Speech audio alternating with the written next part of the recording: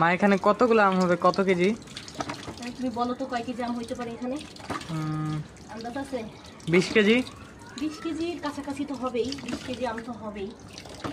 তবে সবচেয়ে মজার বিষয় হচ্ছে এই আম এত সুস্বাদু। এই যে এগুলো সব পাকা, পাকাগুলো আলাদা রাখি। হ্যাঁ, এগুলো সবই পাকা, এক দুদিনের মধ্যে পাইকা যাবে, কিন্তু এগুলো একটু বেশি নরম, মানে মোটামুটি নরম হয়ে গেছে।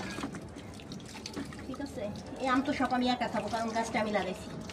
না না, দিন দুইটা দুইটা করে বের করে আমি পুরো আমের সিজনে আম খাবো, তোমাদের কাউকে দিব না, তাইলে হচ্ছে আমার আর আম কিনতে হবে না। এখনই তো ঘ্রাণ বেড়েছে। হ্যাঁ, এগুলো পাতা সব। খুব মজার বিষয় হচ্ছে এই আমের স্বাদ এত মজা। আমি যদি গাছের তলায় আজকে না যাইতাম, যদি একটা আম দেখতাম যে একদম পইরা পাইকা ফাইটা আছে, তাইলে তো আমি বুঝতেই পারতাম না যে গাছের আম পাকছে। হ্যাঁ, বুঝতাম? বলো না, এবার বলো, বাকি তো বইরে গেছে কয় কেজি আম হবে। কেউ কিন্তু নজর দিবেন না। কারো খাত খাইতে ইচ্ছা 25 করলে, কেজির মতো। কারো খাইতে ইচ্ছা করলে বাসায় চলে আসবেন। আগামী 10-5 দিন পর্যন্ত আম থাকবে, এরপর ফিনিশ।